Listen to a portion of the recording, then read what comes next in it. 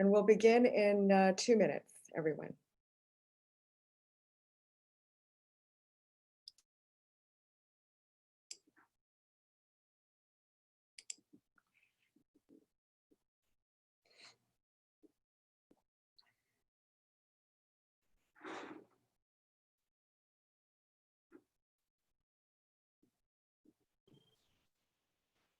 I won't tell you guys what's in this cup.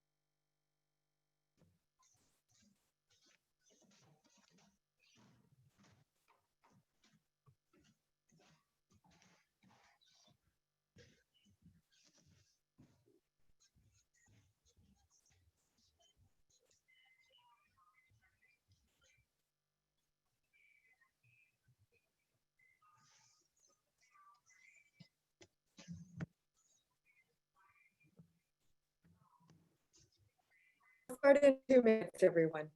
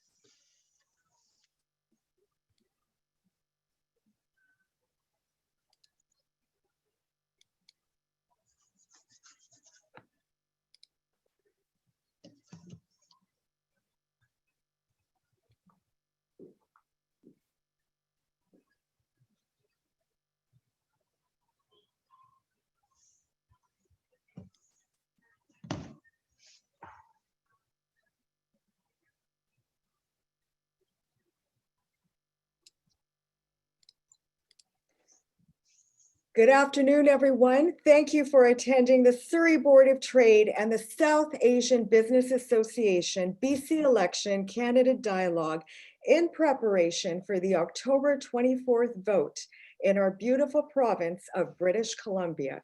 This event is sponsored by the Fraser Valley Real Estate Board. Thank you so much for your sponsorship. My name is Anita Aberman. I'm CEO of the Surrey Board of Trade, and I am your moderator for this session. Just a note to the audience that this event is being live streamed locally and internationally, and it is being recorded. Thank you so much to FYI Media and Sanja TV for live streaming this event, and a special thank you to Mr. CJ Sidhu for your support. The Surrey Board of Trade acknowledges that we are on the unceded territory of our Coast Salish people, specifically the Kwantlen, Katzie, Semiahmoo, and Tawasin First Nations. The Surrey Board of Trade is Surrey's city building business organization. We are the top 10 largest boards of trades, chambers of commerce in Canada. There's 450 of us in our nation. And we are making Surrey an opportunity city by instigating change at the different levels of government, by being a concierge of connections, creating global business connections through our Surrey International Trade Center, and providing education, cost-saving, time-saving benefits to our 6,000 member contacts.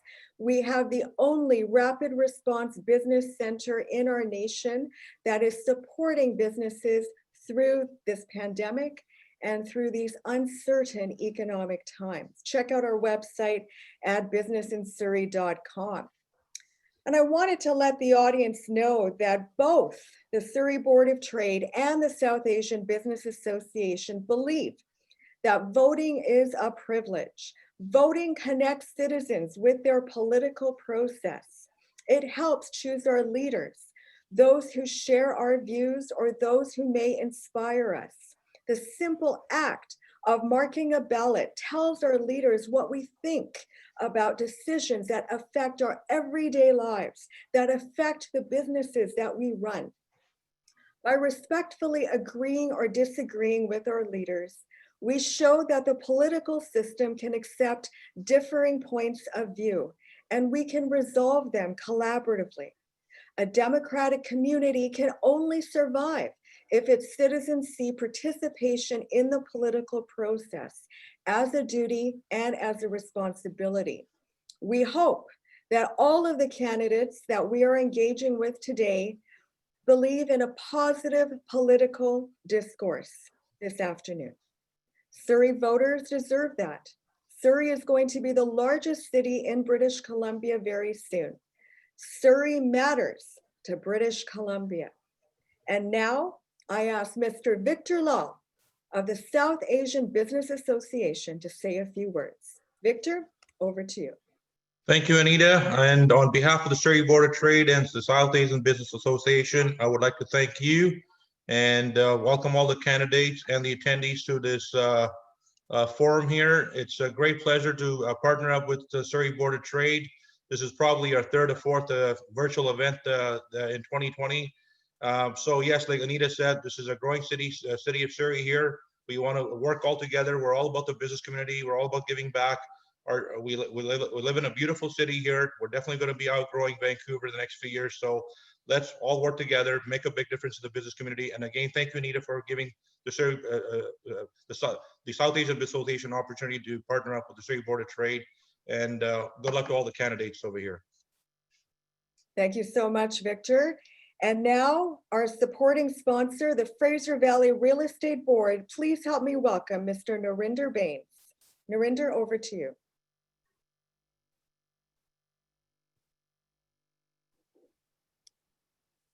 While we're waiting for Narinder to come on, I just wanted to say that the Fraser Valley Real Estate Board, the real estate development construction sector is thriving in our city. And the Fraser Valley Real Estate Board has been an ongoing sponsor of all of these all-candidate debates through the years. And I've been with the Surrey Board of Trade for over 27 years. So thank you again to the Fraser Valley Real Estate Board. Do we have Narinder on the call? I'm on here. Go ahead, please. Anita, thank you so much. Hello, everyone. This is Narinder Bains. I'm a realtor and a member of the Fraser Real Estate Board. I'm here with my fellow realtor, Shak Ismail, on the other side. Fraser Real Estate Board represents approximately about 3,700 realtors in 7 communities south of the Fraser River, including Abbotsford, Mission, Langley City and Langley Township, North Delta, Surrey, White Rock. And we are a member of the communities and we work closely with people on some of the most significant decisions of their lives. We have been supporting these types of meetings since 2001 because we feel it's important to know who we are voting for in the election and what they stand for. After all, the people we have elected to be our representatives will make decisions on our behalf on our future. We hope the political party of forming the next provincial government will support policy that encourage economic vitality, provide more housing opportunities, and respect environment. We appreciate Surrey Board of Trade Chamber of Commerce Board of Trade for making it possible for us to hear from candidates. We look forward to meeting you in a dialogue. Thank you so much. Thank you so much. And now the process. To all the candidates, thank you so much for being here and letting everyone know what your perspectives are on different issues that matter to Surrey, British Columbia. Number one, each riding in Surrey is going to receive a different question. Number two, the order of who responds will rotate through the candidates, beginning with the Greens, Liberals, and then the NDP. Questions, number three, are going to be positioned in themes for the most part. No candidate has been given the questions in advance. Number four, candidates, if you haven't already, please mute your line. When your riding and party are called, please quickly unmute your line to speak. We have until 6:30 p.m. with you this evening. Number five, each candidate will have 1 minute only to answer the question. Your timing will actually begin after you say your name, your party, and your riding. Our timekeeper, Jasroop Gosal, number 6, will let you know when your time is up, and he will automatically mute your line at the 1 minute mark, even if you have not finished speaking. Number 7, we will conclude the program with each candidate providing 1 minute of closing remarks on anything you may want to say. And the final thing I wanted to indicate is, again, thank you to all of you for running in this BC election. It takes great courage to run for political office. You care about Surrey, you care about British Columbia, and in essence, you also care about our beautiful nation. As we continue to restart our economy and recover from the pandemic, we need to be looking forward to ensure that we have a strong economic future. Our local and our international audience are watching you today. We look forward to hearing your perspectives. Again, thank you, and let's begin. So, from Surrey Green Timbers, your question is going to be your perspective on, or your party's perspective on election integrity, ethics and integrity in decision making. Dilraj Atwal from the Liberal Party, you're first. Hi, thank you, Anita. Thank you very much for the introduction, and thanks for setting this up. My name is Dilraj Atwal. I'm your MLA candidate from Surrey Green Timber, BC Liberal Party. These elections are very uncalled for. We are going through a pandemic right now. We're going through a second wave of corona right now. People are getting sick. People want to be home. They want to be safe. But we are rushed into an election. We're being pushed into an election. Everyone has to participate now just because the NDP government wants to be in power again. It's a misuse of power. It's a wrong timing for elections. The kids are getting sick at school. People are concerned about their health. The economy is not doing well. Rather than looking after people's health, we're looking into an election, which is happening a year before when it was supposed to be. All the parties were in favor of not having election except for NDP. Just for their own power grab politics, they got this election going on. We are totally against this policy because people are going through a hardship time, a rough time, a tough time, and they are thrown into an election. There's so much money being spent on the election. It's going to be a lot of cost. This money could have been used towards people and their benefit during this time. But no. Time. Rachna Singh, NDP, same question, election integrity. Thank you so much, Anita. Thank you for this opportunity. Rachna Singh, candidate, BC NDP candidate for Surrey Green Timbers. As you have mentioned, Anita, that voting is a privilege, and I really want to remind everyone that that's what it is. And we have the full faith in the integrity of the election process, election BC, and especially during this election, we are giving all the residents of Surrey and all over BC the opportunity, more opportunity to vote. It is the democratic process. We want every citizen, every voter to be full participant. And one thing that I really believe in, this is a voting privilege, especially South Asian Business Association is also joining us today. This is a privilege that was not given to us on platter. We had to fight for it. But we have 7 days, keeping in mind the pandemic, 7 days for advance voting. We have the mail-in ballot option and also the actual date to vote. And full faith in the elections BC process and the integrity of the election process. So for the Surrey-Wally candidates, your topic is, what is your party's perspective on homelessness and poverty reduction in Surrey? We'll begin with Shaukat Khan from the Liberal Party. Thank you very much, Anita. My name is Shaukat Khan, and I am BC Liberal candidate from Surrey-Wally. As you must have seen, that we have announced BC Liberal Senior Plan for homelessness. And again, Surrey-Wally is one of the areas where homelessness has increased, unfortunately. So again, quickly connecting on unprecedented elections, those homeless people needed the help that they wanted, and we should have been able to give them the support that is needed. But election was called without taking their needs into account for. But yeah, new senior home tax credit has been announced up to $7,000. I think it's going to bring a lot of relief. And we should be all not focusing on what we are going to do, but we should be focusing on bringing the immediate relief to the people in need. There is also $1 billion that has been allocated and has been announced to improve the long-term care homes. So 1 bedroom unit would be constructed for all those seniors who need that attention. And yes, absolutely. Bruce Ralston. Hi, Bruce Ralston. I'm the BC NDP candidate for Surrey-Wally. Well, sometimes people unfairly pick on Wally, and I know that, for example, Sharan Sethi, who's a major developer in our community, has a major project to remake our image. I think it's very important, and we've made a lot of progress. But under the BC Liberals from 2014 to 2017, homelessness in Surrey went up by 50%. We came to power in 2017, and many of you will remember the Wally Strip, a tent city where crime, drug dealing, and a number of other social problems gathered. It was there for years and years and years. The Liberals did nothing.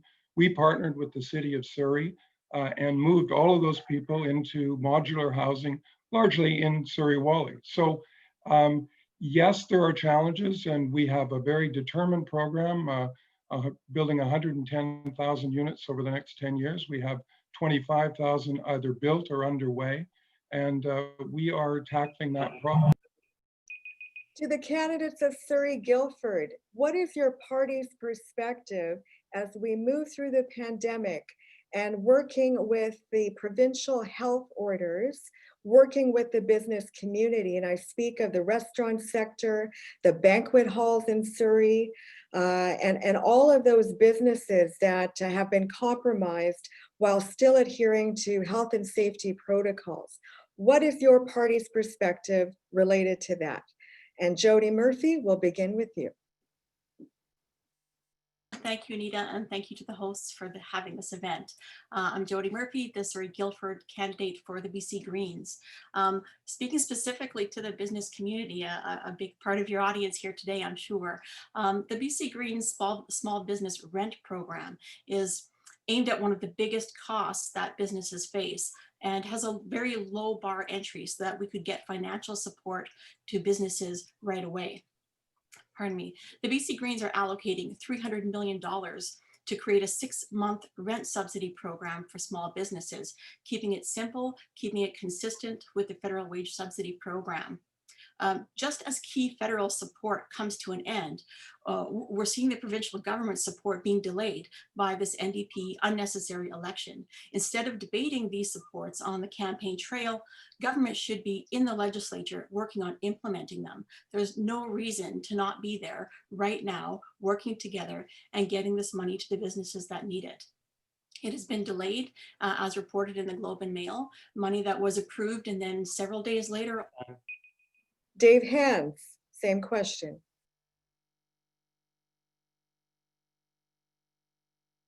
Dave Hands. This is Dave Hands, Surrey Guildford riding. Let's talk about banquet halls first. And I think it's an unfair decision. It's not a well thought decision. I seriously believe the banquet halls were targeted. As hotels are still open, this doesn't make any sense. Schools are open. Why NDP was targeting banquet halls, it does not make any sense. And as far as the service industry is concerned, we are talking about restaurants and stuff. We have already said that we will eliminate PST for a year, and that will help the service industry big time. It will not only put money in people's pocket, it will also help small businesses. This is a real plan. It's not a promise like NDP is doing on everything and then they don't deliver. This is a real plan, real money that's going to go into people's pocket, and it will jumpstart the economy. It will boost the economy. That's why you need liberals in power more than ever. Thank you. Garry Begg.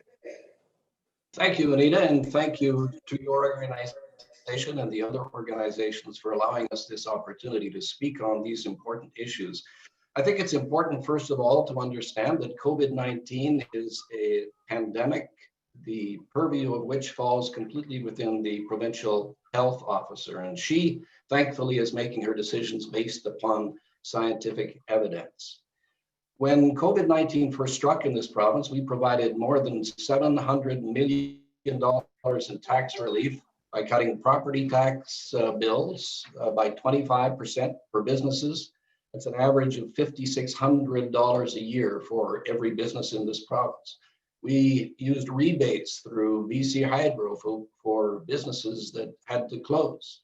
We allowed restaurants to purchase alcohol at wholesale prices, and we advocated with the federal government for improvements to federal supports like 75% wage subsidy and loan programs. Two things are important. We were guided by the medical evidence in our decision, and we made our plans accordingly. It's important to know that. To the candidates of Surrey Fleetwood, what is your party's perspective on affordable housing? And more specifically, as the Fraser Valley Real Estate Board wants to know, how will you work on fast-tracking development processes, increasing housing supply in Surrey? Dean McGee, we'll begin with you.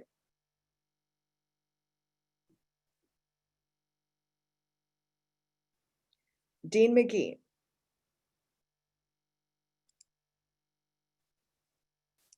So on the topic of affordable housing, we know that people are moving to Surrey, and they're moving to Surrey because they cannot afford the city of Vancouver and even some of the closer suburbs.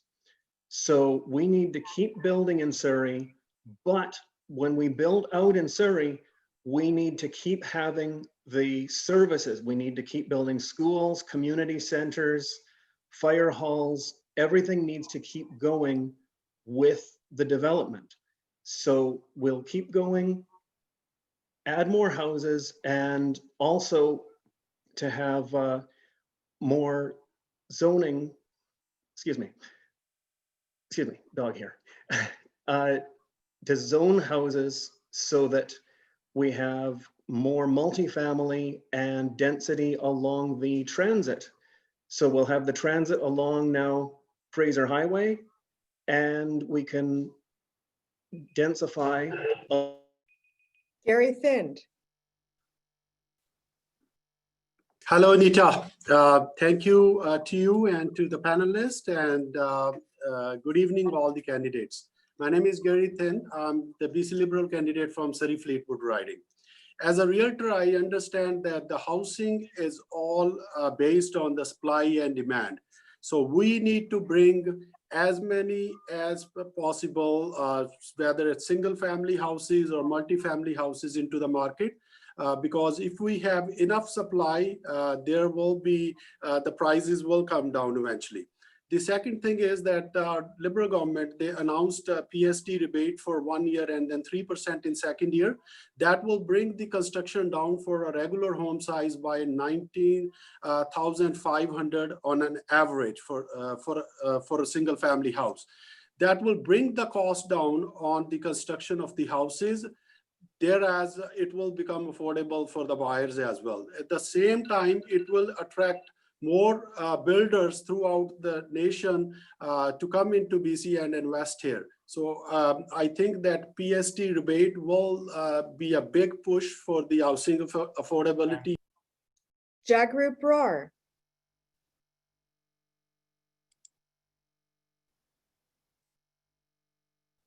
Jagrup Brar. Please. Thank you, Anita. Thanks for this organizing this beautiful evening for everyone. I just want to begin by saying the BC Liberals turned a blind eye to dirty money in the province of British Columbia, and that caused huge problem when it comes to housing affordability to the people of British Columbia. But I'm very pleased to say that I'm part of John Horgan NDP government that has actually passed a legislation, what we call the Poverty Reduction Plan. And part of that is building affordable homes. And we have dedicated $7 billion to build affordable homes throughout the province. And we're working closely with the local government to start that project as quickly as possible. And we have been very successful, close to, I think, of over 20,000 affordable homes have been already either under construction or have been already completed. So this is an area where 16 years the Liberals have completely ignored, but we are moving forward to make sure the people of British Columbia have a place. To the candidates of Surrey Cloverdale, what is your party's perspective on the Surrey police transition? Rebecca Smith, we will begin with you. Thank you, Anita. It's important that we talk about this. Everyone deserves to be safe in their city, and everyone deserves to have a reliable policing force to depend on. While this is a municipal responsibility, I will fall back on the tenets of the BC Green Party's political platform. We believe in participatory democracy. We believe in transparency. And we believe in sustainable and sustainable and scientific evidence-based decision-making. Based on that, I will speak as a citizen and a taxpayer in Surrey that this has not been happening in Surrey at all. The decision was made by a mayor that did not have an overwhelming majority of the population supporting him. Although he did get elected, he doesn't have the majority of the population behind him. He has not been transparent in the financial and Marvin Hunt. Thank you, Anita. I'm Marvin Hunt. I'm running with the BC Liberals in Surrey Cloverdale. And the police transition, as described by the NDP leader, is a hornet's nest in Surrey, because there was not a process instituted when the first request came from the Surrey Council to the provincial government. The provincial government has responsibility for police services through the entire province, and they did not set up a process by which Surrey could make this. And so as a result, by not setting up a process for this change, we have people not being informed. We don't know what's happening with the taxes. We don't know what's happening with infrastructure. We don't know all the various implications of what this is going to do to other police forces within the Lower Mainland, as well as our relationships with them. So that is why the BC Liberals are going to put a hold on the process so that the information can get out. There can be openness, transparency, leading to a referendum where the people can get their voice expressed. Mike Starchuk.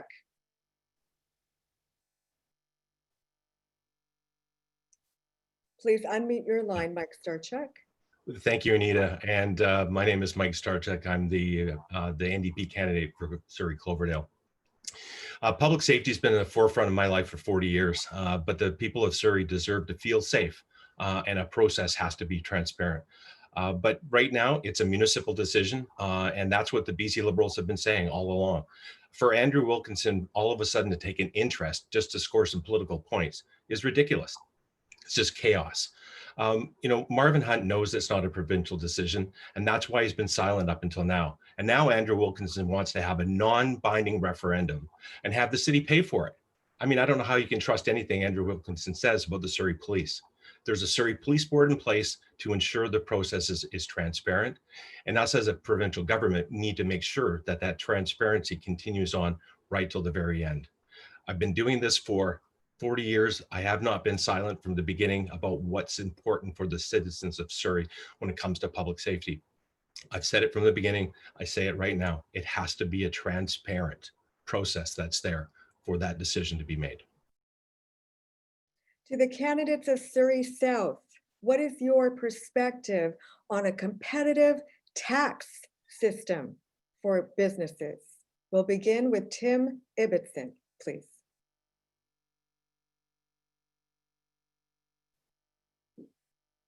Tim Ibbotson. Hi there, Tim Ibbotson, BC Greens, Surrey South. Competitive tax system for small businesses. I'm sorry, I can't speak on this. We don't have something, and I had to go first, so I'll pass. Okay, thank you very much. Stephanie Cadieux. Thank you, Anita. Stephanie Cadieux, Surrey South for the BC Liberals. Before I get into the competitive tax piece, which I am happy to speak on, I will just do need to clarify for the record. The city of Surrey would not pay for the referendum. That would be paid for by the provincial government. That was a lie. We don't have to talk as it goes for taxes. Sorry, please let her speak. Thank you. As for taxes, we believe that a competitive tax system is absolutely essential. Businesses are struggling. That's why we've announced a 2% or a reduction in 2% of the small business tax by 2%, and additional supports for small businesses, including the relief of the PST for a year, plus partial relief in the second year. This is an opportunity to help businesses get back on their feet and help the economy move forward. If we're not competitive, business can't survive, and with their loss of those businesses goes the loss of jobs, and we can't afford that in British Columbia. Thank you. Pauline Greaves. Please unmute your line. Pauline Greaves for the NDP in Surrey South. The issue here with the tax cuts is that with Andrew Wilkinson promising tax cuts for those who need them the least, what John Organ is focusing on is on people who need help the most, which is why he's put in place tremendous amount of support for individuals and for businesses to be able to get on their feet, with creating jobs and rebuilding BC through the new Recovery Investment Fund. It allows for additional amount of money to go in and to support business. It also allows for small business to be able to benefit from some of those cuts and from some of those tax credits that have been given. And so it is absolutely crucial that we work on a system of tax that is going to benefit everyone, not just some people. To the candidates of Surrey White Rock, if you were in power during the pandemic, if your party was in power, how would you have handled the pandemic and economic recovery? Pixie Hobby, you're first. Thank you. My name is Pixie Hobby, and I am the Green Party candidate for Surrey White Rock. If I were in power during the pandemic, I am sure that we would, if we had had a green government, we would have not had all the kerfuffle and confusion over the CERB and all the other initiatives that were circulating at the time. We would have had a guaranteed livable income. It would have been easy to administer. Everybody would have been receiving benefits quickly and efficiently. And the payback, if there wasn't one required, would happen at tax time. We would have rejoiced in the fact that the reduction in air pollution caused by the lack of burning fossil fuels through motor vehicles and airplanes gave us a beautiful, clear view, fresh air. Trevor Halford. Thank you, Trevor Halford, Surrey, White Rock. A couple things. Number one, I'd be taking the advice of Dr. Bonnie Henry, and I think British Columbians are very proud of the work that Dr. Henry has done. And I'll point out it was a BC Liberal government that brought in Dr. Henry, and a BC Liberal government would continue to take the advice of Dr. Henry. The second thing I'd say, and it's something I've heard from numerous people in Surrey White Rock, is that I wouldn't be focused on an election. I would be focused on how we're meeting the needs of our constituents, either small businesses, family, or education. And right now, there are a lot of scared business owners, employees, parents. I'm one of them. I've got 3 kids, and I think all of them are watching right now. And it is very unnerving time. And to be honest, we should be focusing on how we're protecting the jobs of British Columbians, not how we're protecting the jobs of British Columbian political leaders. And I think that's at the foremost of our minds right now, and keep moving forward. Bryn Smith, you're next. Hi, my name is Bryn Smith. I'm your NDP candidate for Surrey White Rock. My party has actually had the benefit of being in charge while the pandemic has been going on. And I think that it's fair to say the recovery has been world-class. The fact is we've had a consistently lower number of cases than other major provinces throughout the country. We've successfully avoided a second wave. We have listened to Dr. Bonnie Henry, and that's why we've been implementing the measures to protect small businesses and people that we have. But for me, I think what it comes down to is there's been a lot of talk of economic recovery, and there's been a lot of talk about how a PST rebate is going to help with that. But the fact is that blowing a $10 billion hole in the budget is not going to do it. The fact is that we have to make sure that our economy is stable. And the way we do that is through stimulating the economy on the demand side of the curve, not just on the supply side.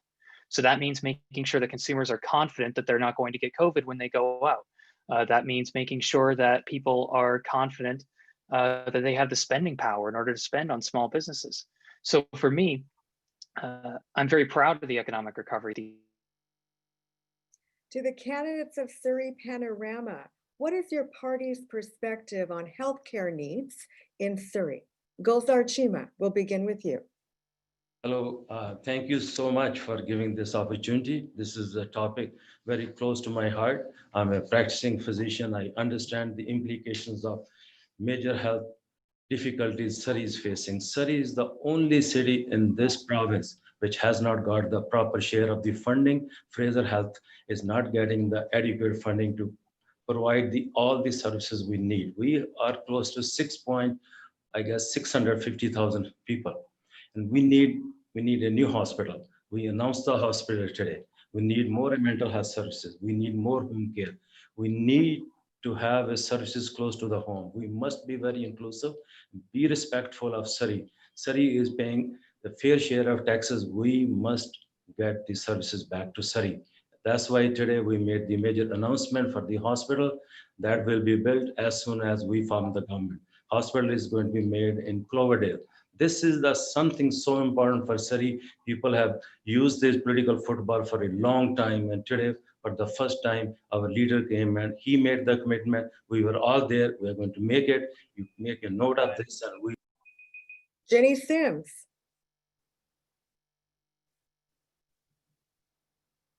Jinny Sims.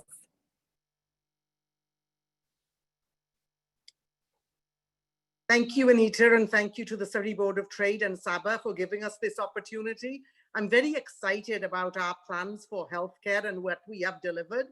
Whereas the Liberals for 16 long years neglected Surrey and kept announcing a hospital over and over again. They even went to the piece of land where the hospital was going to be built, and then magically they sold the land before they left. So we have done a concept plan. We have hired the architect, so the business plan is well on its way. We have the land, it's government land in Cloverdale, and come the new year, it will go to procurement and then the building will start. There are those who will try to mislead, but if you go to the Fraser Health bid, BC bid, you will see all the work that has been done on this. This hospital is going to be built, but not only that, after 16 years of neglect, we could not wait for the hospital. We've done 2 urgent care centers. We've done a nurse practitioner center. We've got the Roshni Clinic. And we have invested major money into making sure. To the candidates of Surrey Newton, what is your party's perspective on transportation needs in Surrey? Paul Boparai, we'll begin with you. Hello, thank you, Anita. My name is Paul Boparai. I'm running for Surrey Newton for the Liberal Party. Can you hear me? Yes. Okay, just wanted to make sure. Actually, that's a good case about, well, first of all, thank you for South Asian Business Association and also to the real estate board. I work closely with them, actually I'm in the finance business, so I know Narinder and Victor as well. And I was actually had the privilege of being a member of the chamber before you switched over. So before that, we just, like Dr. Cheema just said, we just had the announcement of the new hospital, and I was on 96th in King George. And I think it took me about an hour to get to my office on 152 and Highway 10 because there was an accident. So I'm glad that we were putting money forward for transportation and building infrastructure because we definitely need it. We have, you know, we're going to be the largest city over Vancouver soon, and we have people coming in, but we need to also provide infrastructure for them. So I'm happy that Andrew has included that in the $8 billion.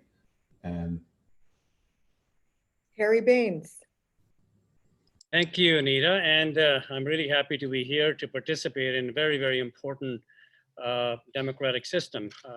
Garry Begg, as I just said, a candidate for Surrey Newton, BC NDP. Look, I think record is clear. BC Liberals stood in the way of expansion of a public transportation into Surrey.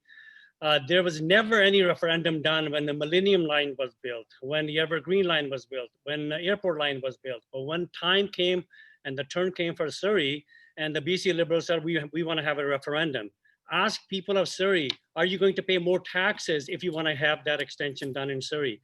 We said that's wrong. Surrey is going to be the largest city in the province, and it needs services to go along with those population. So what we did when we formed government, we said not only 1/3 that the provincial government used to pay for public transportation, we will pay 40%.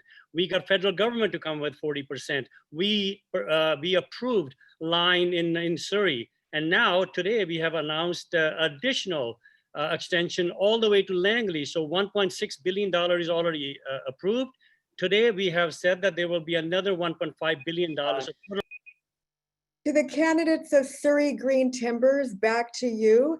And what is your perspective on opening the Pattullo Bridge when it's rebuilt with 6 lanes instead of 4 lanes? What's your party's perspective on the Pattullo Bridge?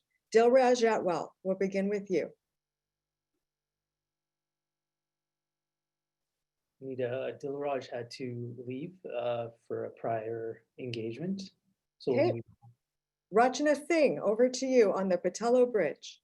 Thank you, Anita. A very important issue for the Surrey residents. Pattullo Bridge, as we know, it is very old, and we needed to replace it. It was a demand that the Surrey residents were asking for. Our government's commitment, as soon as we came to power, rebuilding that bridge. All the contract has been assigned. It is like a one of its kind bridge. It is right now going for a 4-lane bridge, not for the 6-lane. The reason being because the New Westminster does not have the infrastructure to have those 6 lanes. But when this bridge that will be built, that will have the capacity to move on to the 6 lanes when the New Westminster, they have that provision in there. So, but one thing that I really want to mention, that this is a bridge that is going to be a modern bridge that will really cater to the needs of the Surrey commuters, and will a great asset in the transit investments that we are making for Surrey. To the candidates of Surrey Wally, what is your party's perspective on supporting the forestry industry? Shaukat. Yes, Anita, thank you very much. Forestry sector has been struggling to stay competitive. So our party's perspective is elimination of PST for whole of the year, which will have a great impact on workers, families, and small businesses. And yes, absolutely. If I look at my riding, Pattullo Bridge is being replaced by 2 lanes. Not going to have such a huge impact as we are looking for. But yeah, Andrew Wilkinson and BC Liberal We know that resource center is especially forestry is in dire need. And within the last 3.5 years of current government, they haven't received the love and respect they need. So we are really focusing on making sure that they get the attention that is needed. Bruce Ralston. Great. No, so forestry is a foundational industry in British Columbia, the backbone of our economy, particularly in rural British Columbia. Under the BC Liberals, during their 16 years, over 30,000 jobs were lost and over 100 mills were closed. What we have seen in these times, these tougher times, is we've taken steps to diversify the offering of the forest industry in British Columbia. Ravi Kahlon, the MLA for Delta North and the Parliamentary Secretary for Forestry, has been out talking to people and consulting on mass timber. Mass timber is a value-added industry that British Columbia has a leading advantage in and will create a new industry, more jobs. There are a couple of mills in British Columbia that do that, but our hope is and wish and the direction that we're going is to build that sector. To the candidates of Surrey Guildford, during this pandemic, homeowners are renovating, but they're not focusing on energy efficiency. The Fraser Valley Real Estate Board wants to know what your party's platform is around incentives to encourage people to perform energy efficient retrofits. Jodi Murphy, to you first. Hi, thanks, Anita. Yeah, I'm Jodi Murphy, the BC Greens candidate for Surrey Guildford. This is a really important issue that strikes at the heart of several of the BC Green Party core principles, 6 core principles, including ecological wisdom and sustainability. And it's very important to the BC Greens that everyone in BC have the opportunity to be the most energy efficient they can, and including looking at our energy sources and making sure that they're as clean, as green, and as efficient as they can be. So there isn't a specific platform plank announced from the Greens yet on the specific issue around homeowner renovation subsidies, but it falls well within the principles that we would look at and the kinds of support that we would give to BC citizens. Thank you. Thank you. Dave Hands. Dave Hands, please unmute your line. I'm an engineer from profession, and nobody knows the importance of saving the energy more than me. And I can tell you that BC Liberals will ensure that we invest in energy and environment, and the buildings that we're going to build, they're going to be environmentally friendly, passive housing. We have seen it in the past, and that's the process that we had started, and we'll continue to do so. We need to protect our environment, and the programs that we brought when we were in power, we will continue to do so, and which NDP failed to do, and we will bring them on. And the construction, I know construction is important, but on the other hand, saving energy is also important. The programs that we're going to bring in, we know already step 1 code, step 2 code, and step 3 code are already in place, and we can implement it. We're just not going to talk about it like NDP. We are going to implement it, and that's what Liberals do. We don't promise, we deliver. Garry Begg. Well, good jobs and livelihoods are important to any future, and any future requires a clean energy. The commitment of our government has now, for more than 3 years, been to concentrate on those industries and those products in homes that allow us to live in an environment that will make it safe for all people to live.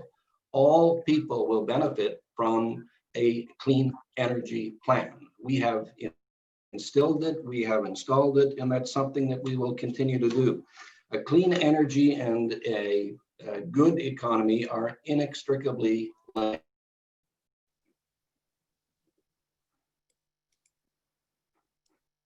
We share this planet with everyone else in the world. We accept it's our responsibility for what we have for our children. The policies and programs already in place will serve us well in the future, as they have up till now. And it's our commitment that we will continue to ensure a strong future for all British Columbia. To the candidates of Surrey Fleetwood, is it going to be a Massey tunnel or is it going to be a Massey bridge? Is it going to happen when the election is going to be over? Dean McGee, we'll begin with you. Please unmute your line. Dean McGee. Thank you very much. Dean McGee, Surrey Fleetwood.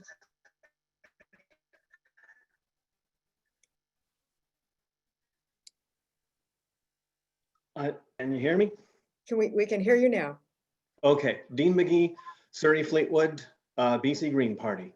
The Massey Crossing bridge or tunnel, the land that the crossing will be built on is very soft, very unstable.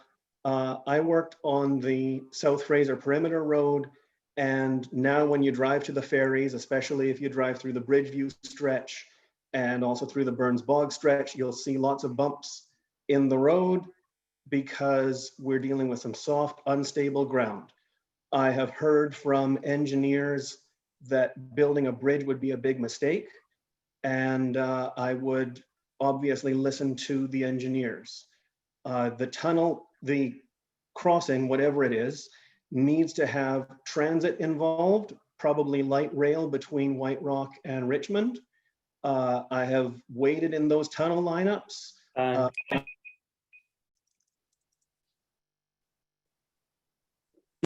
Garry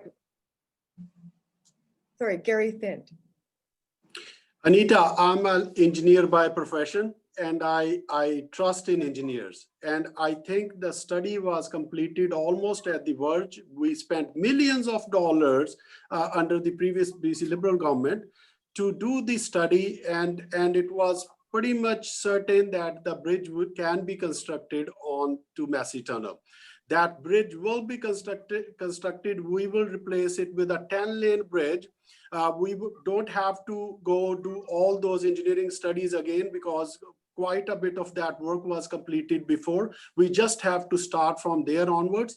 And I can assure everyone that if the BC government, BC Liberal government comes in power, then we will be building a 10-lane bridge on top of Massey Tunnel.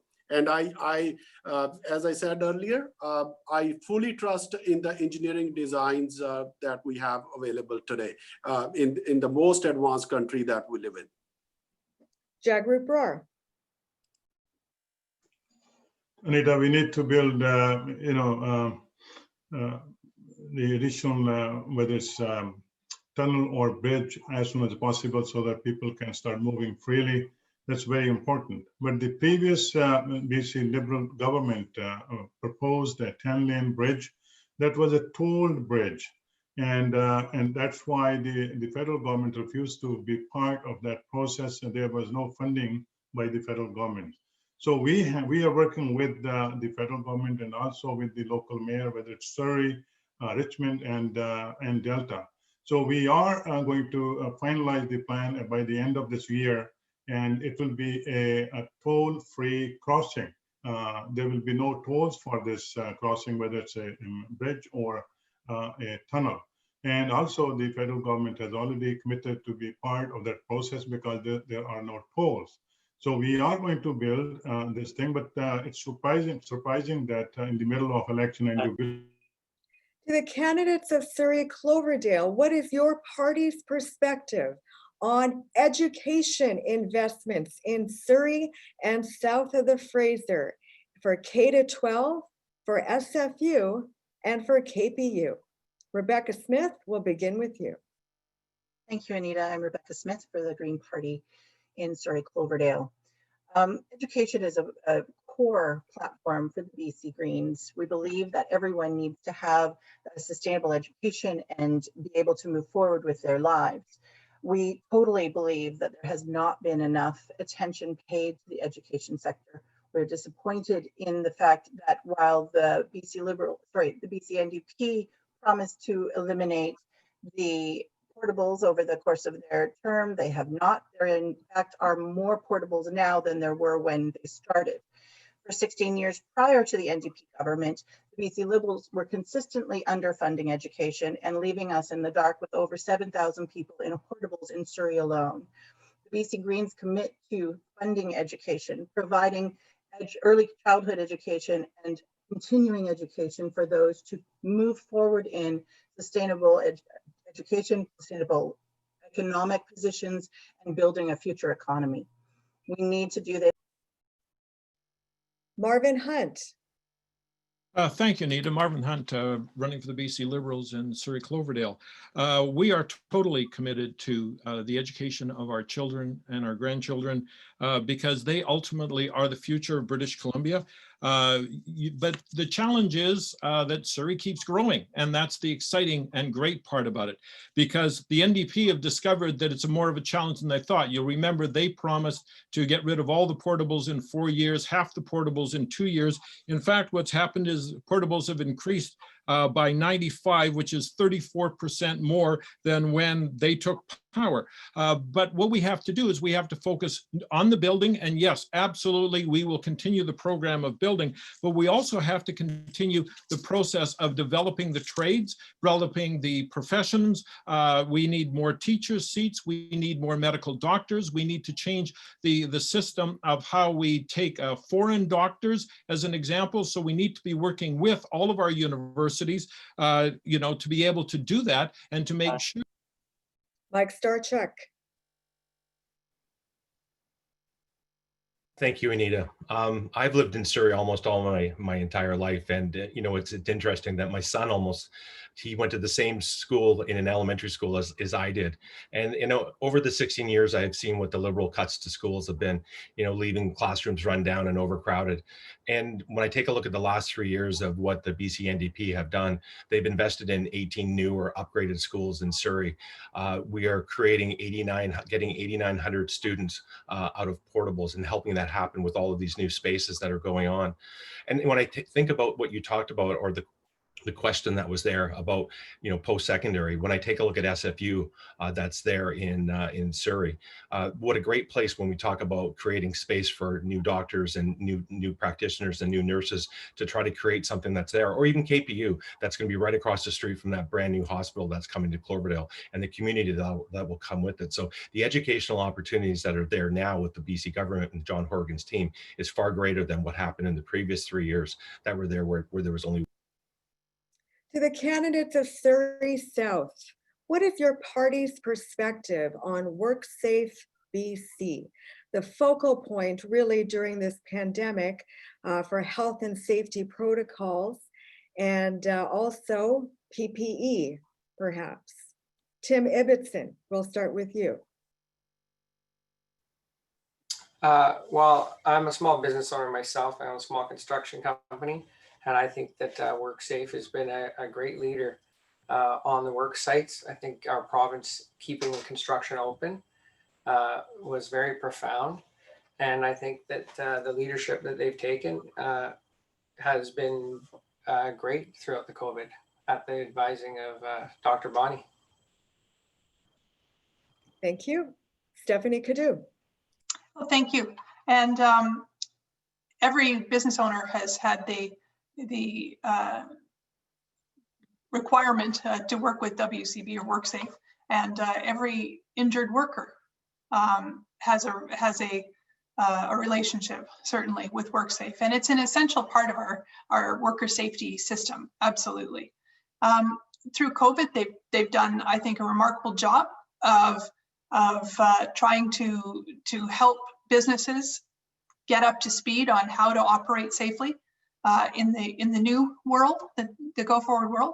But certainly when an organization has significant financial reserves, it's surprising that they weren't prepared to help small businesses purchase the necessary safety PPE that they needed. And a BC Liberal government would ensure that WCB or WorkSafe, I go back to the old term. Pauline Greaves. Pauline Greaves. Thank you.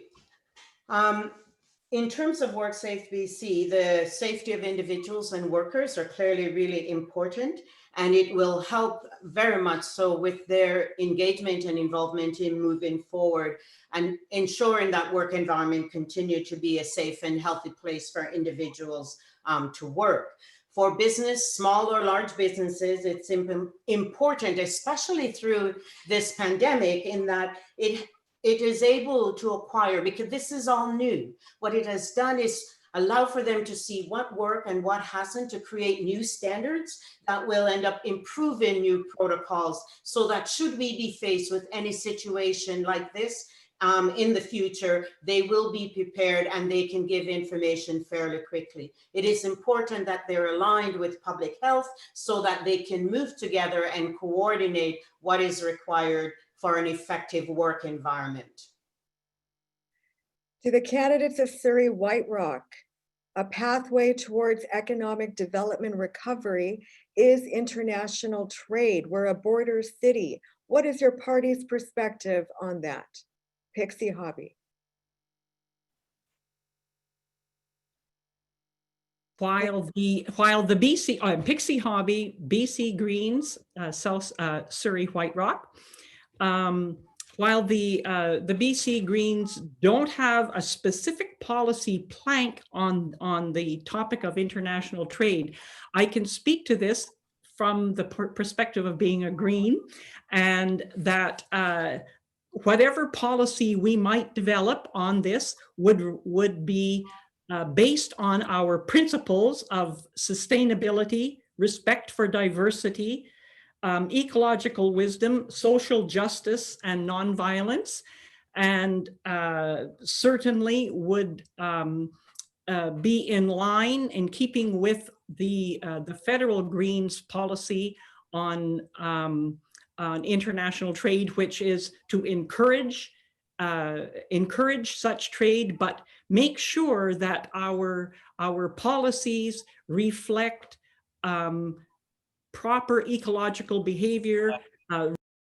Trevor Halford.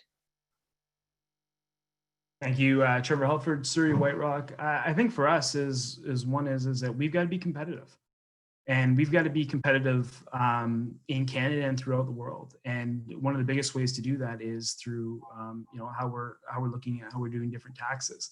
And I think for us overall, we're feeling like we are overtaxed, and it is very, very hard to encourage investment, whether it's foreign or national, into British Columbia when we've got a very high structured tax regime. And that is something that we need to really, really dive more deeper into if we want to try and attract investment, whether it's foreign or whether it's national or local. We also need to make sure too is that we are giving support. Specifically, I'll talk again about forestry. Forestry has always been the backbone of British Columbia in terms of our resource sector, and it is an industry that is absolutely struggling right now. And that is something that we need to turn our attention to, and not just give words, but we actually need to get stuff. Bryn Smith, please. Hi, Bryn Smith, NDP candidate for Surrey White Rock. For us, it's not just a matter of a tax base. The tax system is what it is. We can obviously change or adjust it as need be. But the fact is that a strong COVID recovery is going to be necessary in order for us to be competitive internationally. And the BC NDP is set to expand that. We're looking to expand businesses' access to new markets by expanding the BC Export Navigator program, which helps local businesses find and access the new global markets. So we're seriously considering how we're going to play out on the international stage. But for us, it comes from a strong recovery from COVID, first and foremost, because the rest of the world is still grappling with this issue. And we've been able to move past it in a way that other places have not. And the fact is that that's going to be what fuels and sustains our growth. It's going to fuel our competitiveness. And we need a strong tax base in order to do that. We couldn't have had these small business supports if we didn't have that tax base. So by suggesting that we simply slash taxes and then slash benefits, it's not. To the candidates of Surrey Panorama, Strata Insurance is your topic. The Fraser Valley Real Estate Board wants to know, do you commit to mandatory training to Strata Council members, knowing the issues we're having right now with Strata Insurance. Gulzar, Cheema, over to you first.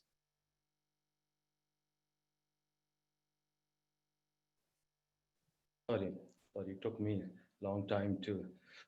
Thanks for the question. I will definitely take up this question. I'll talk to my party and we'll come up with a solid plan, comprehensive plan. We must respect Strata Council's ability to function. We have to see that people are abiding by the rules. And I think there are more things needs to be done for real estate. And I think the economy and the jobs and how we have the post-pandemic recovery, I think those things will be combined, and and then also I think the comprehensive plan will tell us in the long run then how we work with every organization. We will work with you and Sabha and the real estate board and come up with a policy. I think for me to say at this time a solid answer, yes or no, I think we need to work out. We are open-minded, but every policy we're going to sit down with the people who are affected. I think we should not prejudge anything. Jinny Sims. Thank you, Anita, and thank you for that question. I think I've been talking to so many constituents who are so concerned at how Strata Insurance has spiked up. As you know, it's a private sector, and the Liberals, when they were in power, removed red tape and they removed some of the protections that would have been there. And we've been working with the real estate board and other groups, the Strata groups, in order to come up with a solution, and we're committed to moving in that direction, so much so that in the platform it says that if we don't find a solution through adjustments and working with the private sector, then we might seriously have to take a look at a public insurance service. And it's always interesting to me in the House, the Liberals were always, ICBC privatized. On the other hand, when it came to the private sector, they would be saying to us, what are you doing? Well, we have a comprehensive plan, but it's not one we're going to impose.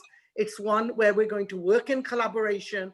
And To the candidates of Surrey Newton, what is your party's perspective on climate change and climate change plans impacting business? Paul Boparai.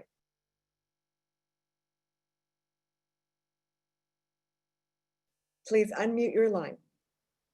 Anita, okay. So like I said, I'm new to this process, first time candidate for Surrey Newton. I'm obviously learning about the issues. I know one thing that hasn't helped with carbon and emissions is people sitting idle when there's no bridge or no expansion of the tunnel, and the NDP hasn't done anything about it for 3 years. Now they said that, they still had one more year to do something, but they decided to call this election during a pandemic, which is not helping anybody. Or I think obviously the pandemic itself has taken a lot of cars off the road and that. But I think they just keep increasing the carbon tax. But that was a few of the new taxes they introduced, is to keep increasing it. But what are they going to be doing with it? I think our party is committed to climate change and bringing in incentives for electric vehicles and like we were talking about with the housing, giving incentives. Garry Begg. Thank you very much. I think it's one of the questions that is very, very important. I think not only for us, but I think coming generations. I think we need to leave our water, land, and air in a shape that our new coming generations will have a healthy lifestyle. So we have taken a real serious initiatives to deal with this issue. And we are committing to net zero emissions by 1950.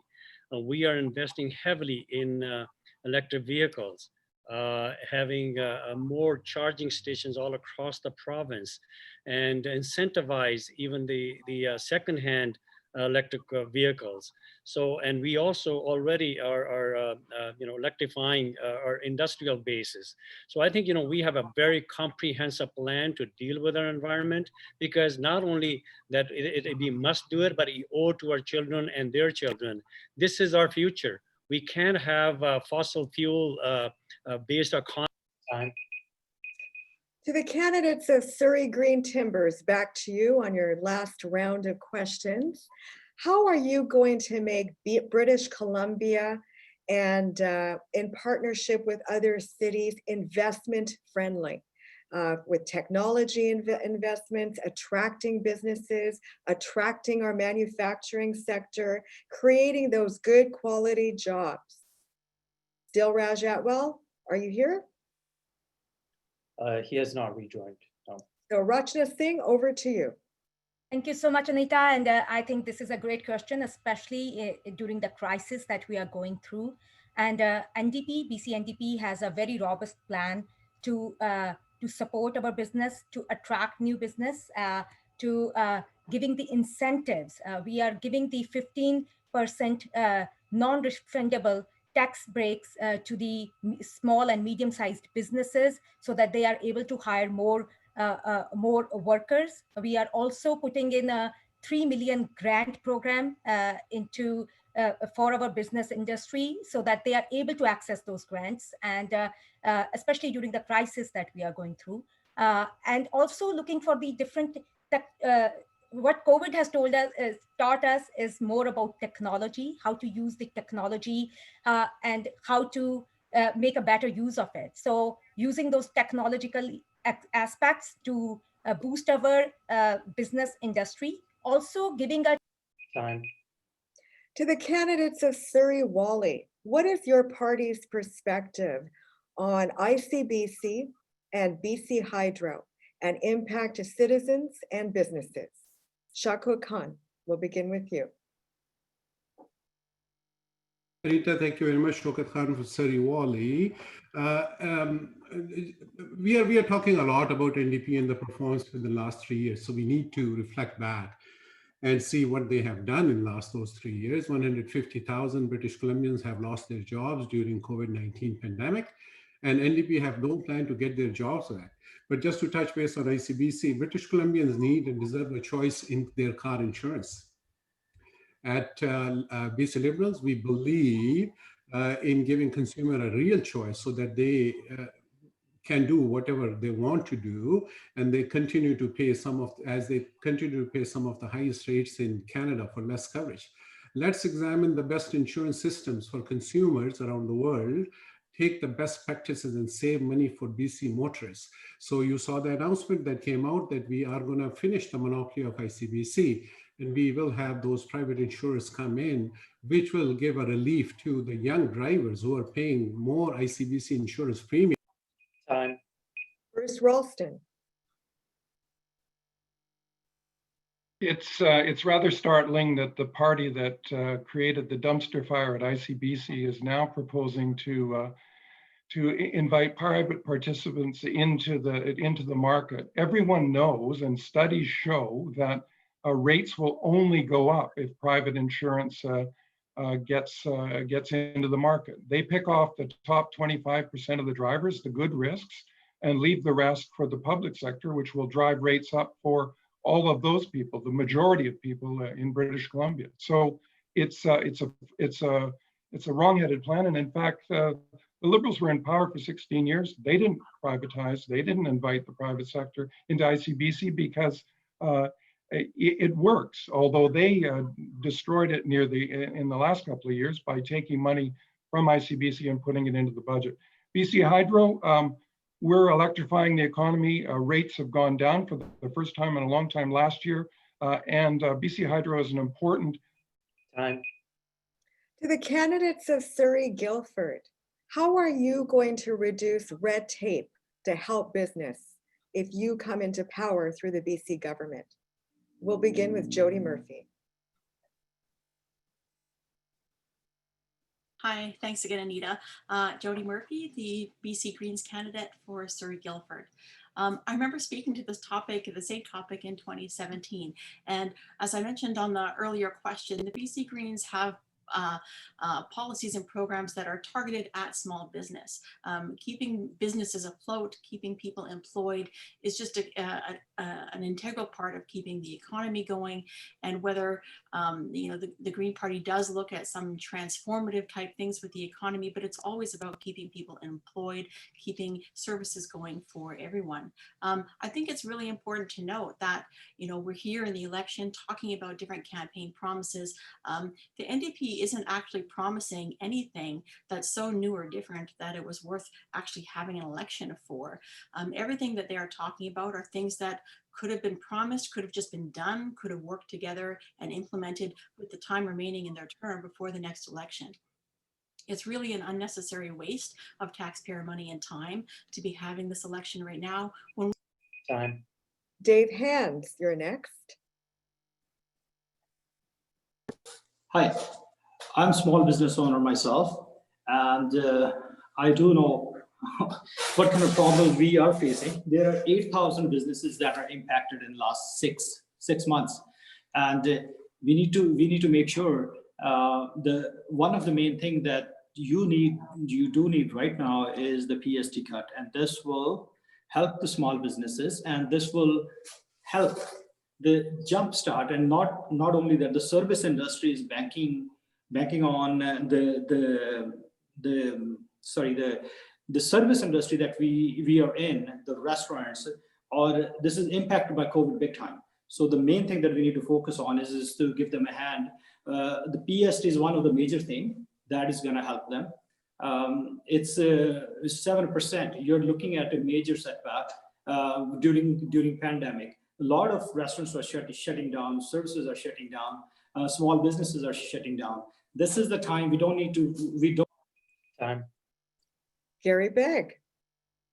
Thank you, Anita. This is a government that has been one of the most transparent and helpful to businesses during a difficult time. The best predictor of future performance is past performance. So I invite you all to look at the performance of this government when it comes to helping small businesses in every case. My own office, for example, here in Surrey Guildford is a good example of the degree to which we go to ensure that our citizens, including business owners, are afforded opportunities to ask questions and receive answers. The purpose of a community office such as mine is to be there for people when they need help. And every constituency office with the new Democratic government has been empowered to help people make decisions for themselves and for their businesses. Unlike the BC Liberals, who are concerned only with the top 2% and those at the very top, we work with people every day. Anita, you will know this well. We work. Time. To the candidates of Surrey Fleetwood. During the pandemic, the arts and culture industry, our creative economy, has been compromised. If you come into power, what will you do to support our arts and culture sector? Dean McGee, over to you. Thank you. Thank you. Dean McGee, Surrey Fleetwood. Try that again.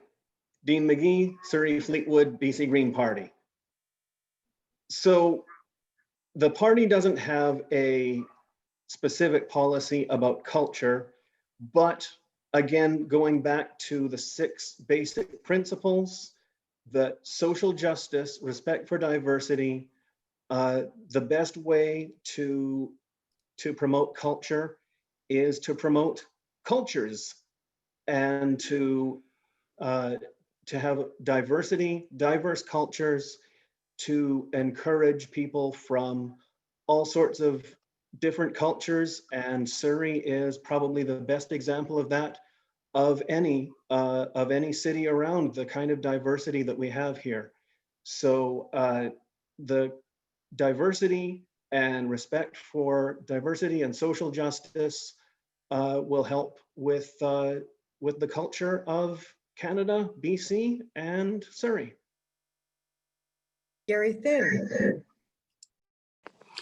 Thank you, Anita. Good question. Garry Thind, Surrey Fleetwood candidate for BC Liberal Party. I think with this PST announcement that we are giving 7% off on first year and then 3% in second year, it's also going to help somehow the arts and cultural associations throughout BC. Because the 2% small business income tax that is also implied to some of these sectors, and they are going to be helped big time with this PST rebate. Now, on top of that, I know it's under City of Surrey, but the Fusion Festival that we have in Surrey, it's a matter of pride for us. And BC Liberal government under our umbrella will try to do everything possible to promote the art and culture, because we are living in a multicultural environment. It's a mixed society here, and we respect all cultures and their traditions, and that's why I think every Jagrup Brar. Thanks, Anita. Jagrup, NDP candidate for Surrey Fleetwood. The first thing to make sure that we can support the small and medium-sized businesses is to keep the COVID curve flattening. And I'm very proud to see that we have been able to keep BC one of the safest places on the earth, and that's very, very important. And I think, we have announced $1.5 billion to support the small and medium-sized businesses, and that also includes $300 million grant program, to small and medium-sized businesses, basically struggling small and medium-sized businesses, and that's about 15,000 businesses that can benefit from that. And I just want to say that the Liberal plan for PST is going to benefit only the top rich people. The more you have, more you can spend, more you can make out of it, but not the average person or small business people cannot get much out of that. So we have a plan that works very well. First of all, keep the BC's time. To the candidates of Surrey Cloverdale, one of the challenges during the pandemic has been around childcare and childcare investments in Surrey. If elected, what will you do around childcare investments in our city? Rebecca Smith. Thank you, Anita. Rebecca Smith, Surrey Cloverdale, Green Party candidate. The Greens are specifically committing to supporting young families, those with children that need help returning to work or even just staying at home. We are promising up to $500 a month for families with children under 3 and a stay-at-home parent. We want to recognize that ECE, or early childhood education, is important and a fundamental to providing education for our young families and for our citizens. We would recommend and provide support for professional development of ECE workers, educators, and creating certified programs so that we actually have the staff we need to staff childcare facilities. We would look at the expansion of available physical spaces, prioritizing partnerships with public schools, community not-for-profits, and First Nations. We'd look at up to 25 hours of free ECE per week for 3 and 4-year-olds for families. Time. Marvin Hunt. Thank you, Anita. Marvin Hunt, Surrey Cloverdale, BC Liberal candidate. Great question, Anita. From 2005 to 2017, the BC Liberals created 39,959 spaces. That's 3,330 spaces per year. I want you to notice that the NDP have promised universal $10 daycare, then it became an empty slogan. The only one is the federal pilot project that's happening. They promised 24,000 spaces. May 2020, they had only 3,490 spaces open, even though they technically had funded 16,000, which was only funding on paper. City of Vancouver, 0 spaces opened for $22 million that was spent. I'm sorry, the NDP's daycare has been a complete disaster. I'm proud of Stephanie Cadieux, the work that she did with the BC Liberal government, that we created 3,000 spaces per year. We will get back to doing that. And time. Mike Starchuk. Thank you, Anita. Mike Starchuk, NDP candidate for Surrey Cloverdale. As a father and grandfather, I know the difference between affordable childcare can make. I mean, for too long, the families that have struggled for childcare costs for a very, very long time. My daughter is one of the benefactors of what the BC government has done with funding childcare spaces. The BC Liberals, they canceled a program that saved families money on childcare, and we know that they'll do it again. And we're calling for, the fee reduction. They call that as expensive. John Horgan and our BC NDP team will continue the creation of childcare spaces, the most in history.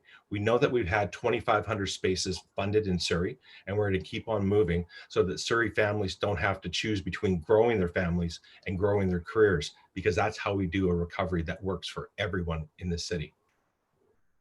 To the candidates of Surrey South, the pathway towards economic recovery, another ingredient in the overall recipe, is providing opportunities for women, whether it's career or entrepreneurship, for newcomers, our very multicultural city, our Indigenous populations. What kind of support are you going to give to these groups if elected? Tim Ibbotson, please begin.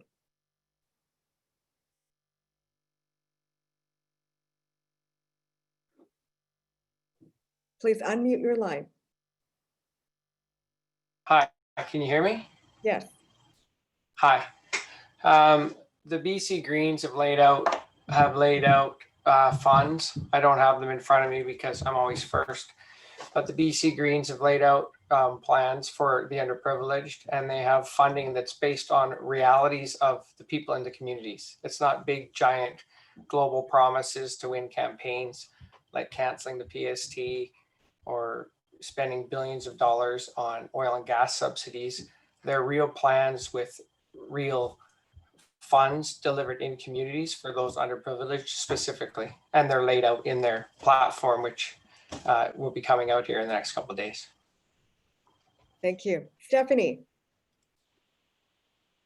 Thank you, Stephanie Cadieux, Liberal candidate for Surrey South. Well, we have a history actually here. We set up the Women's Economic Advisory Council to the Premier when we were in government to look at these issues specifically.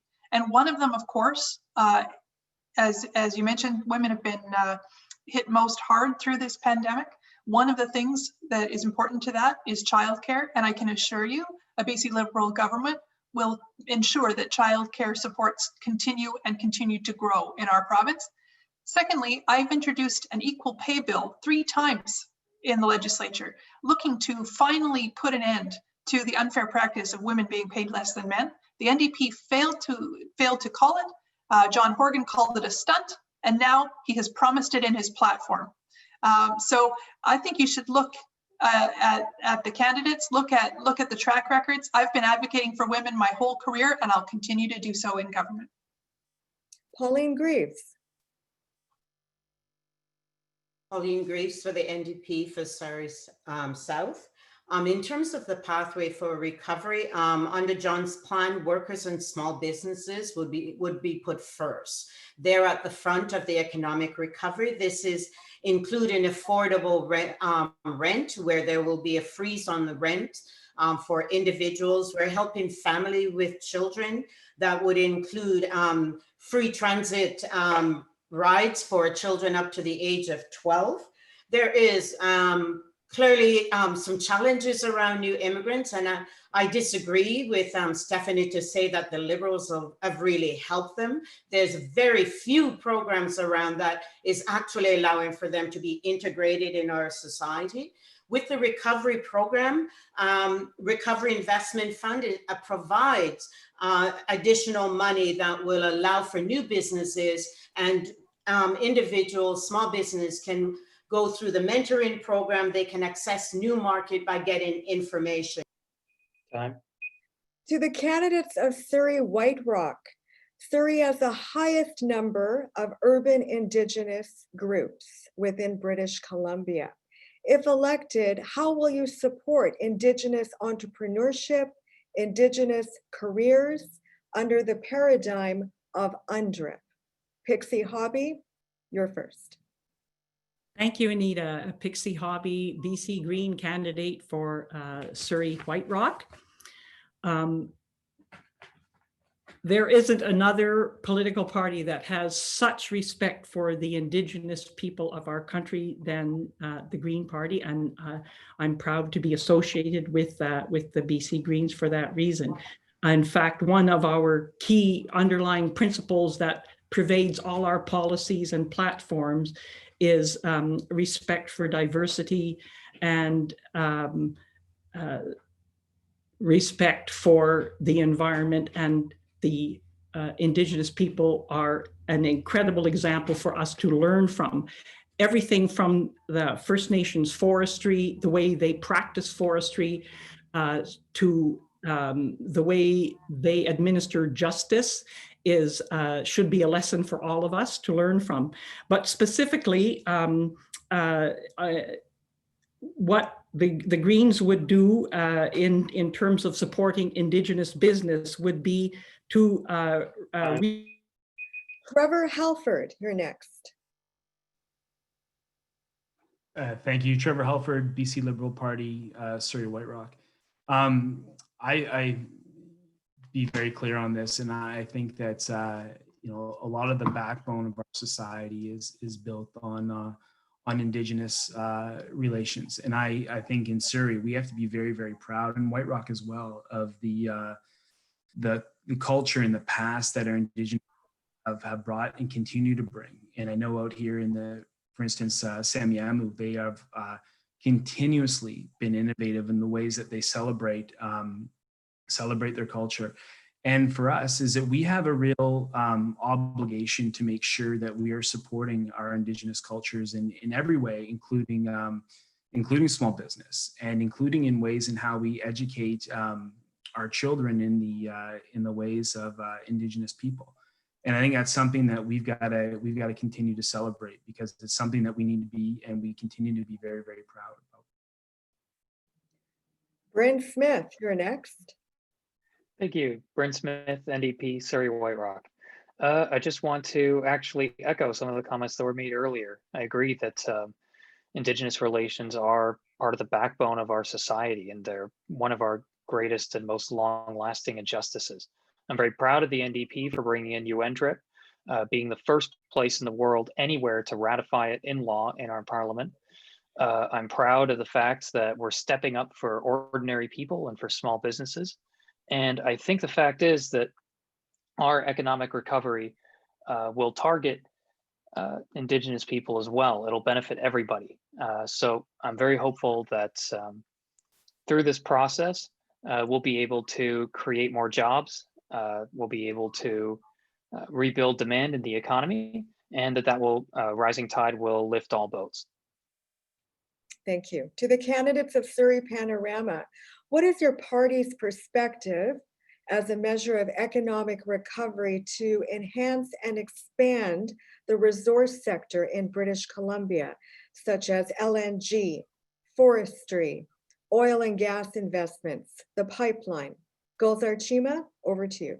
I think this is something our party is very proud of. Our previous record from 2001 to 2016, we have done a tremendous job. We made this province from have-not to have province, because we are known for the builders, we are known for infrastructure. We made the agreements with the other countries, expanded our forestry.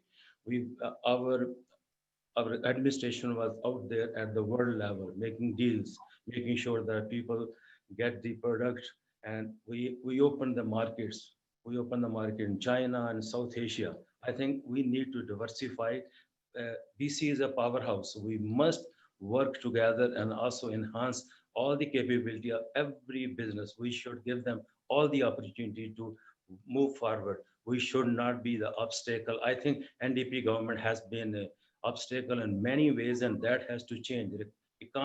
Economic recovery will only come if we get out of the way, help them, trust everyone. The business community is so. Jinny Sims. Thank you, Anita. And I'm very proud of our record when it comes to resource development.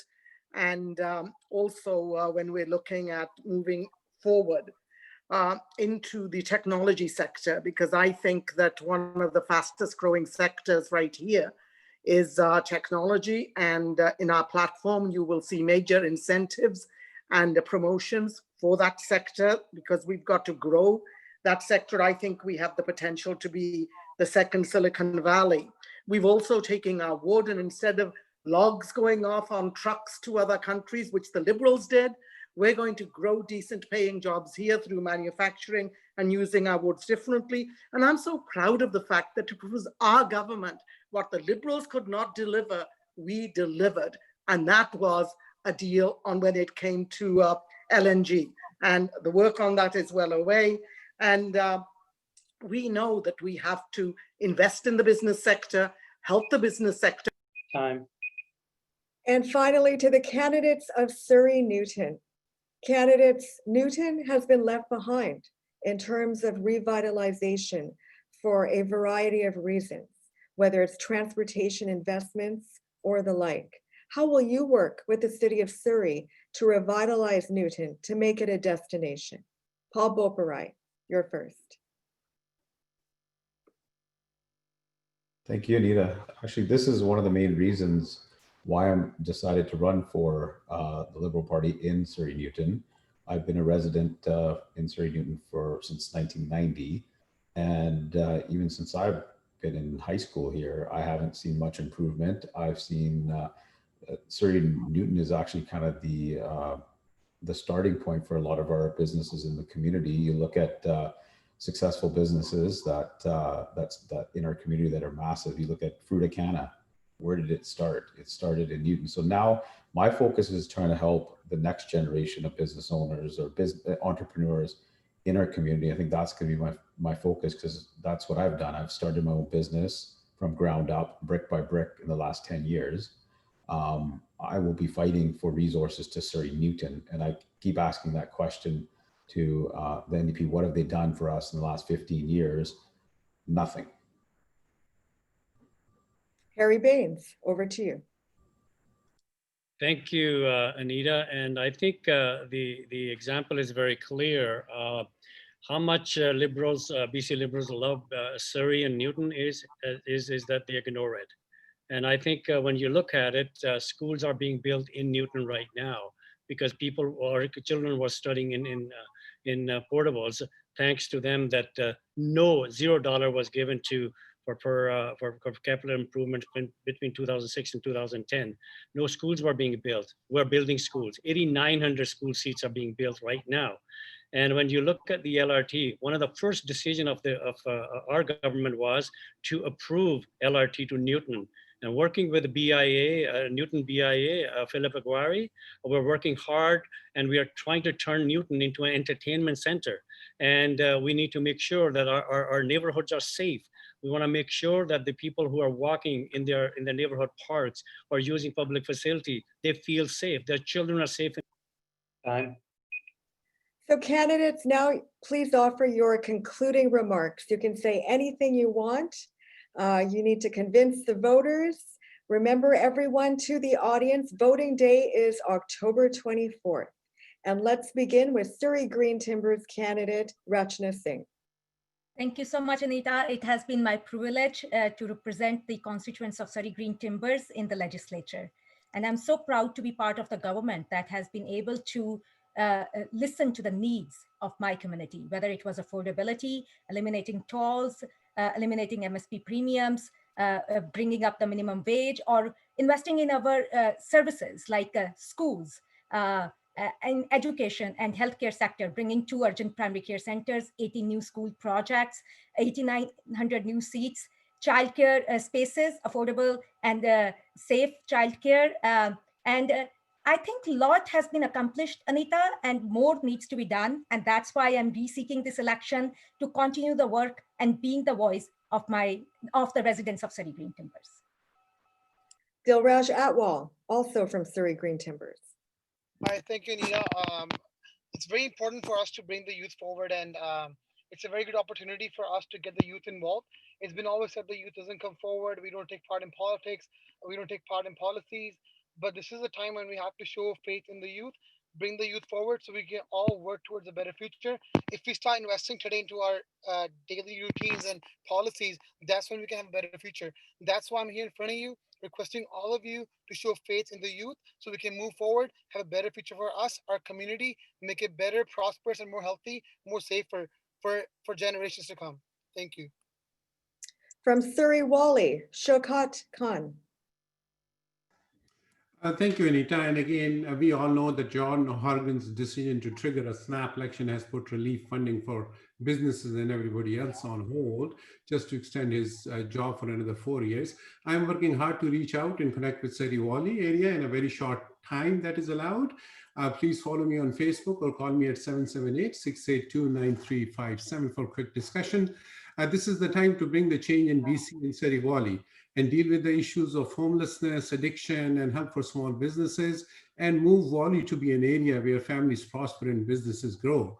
I worked in Wally. We have food drives for homeless, support of local food banks, and have also worked with businesses for 3.5 years. And I am a strong believer that BC's Liberal plan, announced with great reforms and tax breaks, will bring immediate relief to the families and businesses and rebuild and restore confidence in BC economy. Thank you. Bruce Ralston. Great. Thanks, Anita, and thanks very much for hosting this debate. I'm Bruce Ralston, the NDP candidate for Surrey Wally. Your members will be interested in one of the things in our platform, among others, but $300 million fund for business, not loans, but grants. We talked to businesses and they said, look, we're maxed out on loans, a grant program. So we'll have grants available up to $30,000. The application process is due to open, I think, next week. That's one thing. But British Columbia is attracting investment. It's a place where people want to be, whether it's the Canada LNG project, $40 billion, the biggest private sector investment in the country, Fujitsu, quantum computing, MasterCard Cybersecurity Center, Artemis outside of Goldmine, outside of Quesnel, just put in $125 million. Investors are flocking to British Columbia because you have well-educated workers, a good public health system, great training for The candidates from Surrey Guildford. Garry Begg, you're first. Thank you, Anita, and thank you everyone for appearing here tonight. It's important that BC keeps moving forward for all of us. I'm proud to be part of a government that has a plan to get people through the pandemic and ensure everyone benefits from our economic recovery. We'll build on the progress we've made to improve healthcare, create jobs and opportunities, and make life more affordable. Under our plan, workers and small businesses will be put at the front of our economic recovery, not just the wealthy and the well-connected. Andrew Wilkinson promises tax cuts for those who need them least. Our plan is to focus on people who need them the help the most. The future of British Columbia lies with the return of the BC NDP government, not a return to the Liberals of the past. Thank you. Dave Hand. Thank you, Anita. I promise to constituents of my riding that I'll be your voice in Victoria. We need to rebuild BC. It's the time to restore confidence. We need BC Liberals in power more than ever to jumpstart this economy. We need people to progress as our party puts them first. We are not just the party of one class. We are a party of all people. I request all British Columbians not to fall for $1,000 bribery by BC NDP that they announced yesterday. Do not fall for it. We need to answer this election. We need to answer them by putting them out of power. As we all know, this is a pure power grab attempt. And make sure you go out and vote for BC Liberals. Thank you. Jodi Murphy. Hi, yeah, Jodi Murphy for the BC Green Party in Surrey Guildford. Both big parties have let down the people of BC with unkept promises, wasted time and money on unnecessary elections, and disrespectful treatment of vital workers who aren't just workers. They are citizens who want security, stability, affordability, respect, and peaceful home for family. These parties make promises for big dollar single items for short-term plans, but BC Greens offer comprehensive, detailed plans that deliver improvements that are big picture, long-term investments in healthier, more sustainable lives. Because government is for people, including kids and grandkids, and what we leave behind for them. Only the BC Greens have actual plans for this. Surrey Guildford is not just another NDP Liberal seat. Your vote for BC Greens can make a difference. Only a BC Green Party MLA can bring these ideas and influence to the legislature. Thank you very much. The candidates of Surrey Fleetwood. Jagrup Brar, let's begin with you. Thanks, Anita. Once again, Jagrup Brar, candidate Surrey Fleetwood NDP. The choice in this election is very clear. Andrew Wilkinson has a plan that helps the wealthy and well-connected and makes everyone else to pay for it. And we can stick with John Horgan to continue keeping people safe and to keep the focus on the things that matter most to the people. So we have made a lot of progress during the last 3 years. We have eliminated tolls, we have eliminated MSP, and we are building schools and hospitals in Surrey. And moving forward, we are providing to the people of British Columbia a recovery benefit. That's a one-time $1,000 direct deposit to family whose household income is under $125,000 annually, a one-time $500 direct deposit to a single person whose income is $62,000 annually, and $300 million recovery grants to small business. Dean McGee, you're next. Thank you. Dean McGee, Surrey Fleetwood, BC Green Party. There are more than two choices this time around. We keep hearing one party made a lot of problems over 16 years. The other party says we started fixing things, but we promise we'll keep fixing them if you give us some more time. So they called the election too early. We have another choice here. Elect some BC Greens to represent Surrey and the area. And you all saw the last few years where the BC Greens were the Southern Vancouver Island Party. Let's make the BC Greens the Surrey, Langley, Fraser Valley Party. Thanks. Garry Thind. Thank you, Anita. My name is Garry Thind, BC Liberal candidate from Surrey Fleetwood riding. I care about bringing fresh ideas on the table. That one size fits all kind of thinking needs to be changed. Working with Surrey School Board as a trustee for the last 6 years, I have come across many issues that we face day to day with our schools, with our families, with our children. With NDP's promise of getting rid of all portables from Surrey in the next 4 years was just a lie. And don't get into that lie again, voters, in these elections, because the fact is, and I'm talking about the numbers, in 2017, when the BC Liberal government left, they announced $100 million worth of schools and infrastructure projects for Surrey. The NDP came in power, and then they re-announced all those projects again. And now they've been totaling that to $400 million investment. But the fact is, we have added 95 portables. The candidates of Surrey Cloverdale. We're going to begin with Marvin Hunt. Oh, well, thank you, Anita. I'm Marvin Hunt. I'm running with the BC Liberals in Surrey Cloverdale. I want to thank you for the privilege that you have given me to serve you for 23 years on Surrey Council and now 7 years provincially. We've been through tough times before. We called it restraint in the 1980s. We had to deal with the NDP downloading in the 1990s. We had a global recession in 2000, and COVID is what we're facing today. I have experience in building this city and building an economy while keeping taxes low.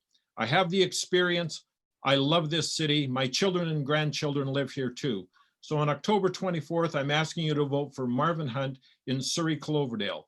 We are the BC Liberals, and we know how to get things built. Rebecca Smith. Thank you, Anita. I'm Rebecca Smith. I'm the Green candidate for Surrey Cloverdale.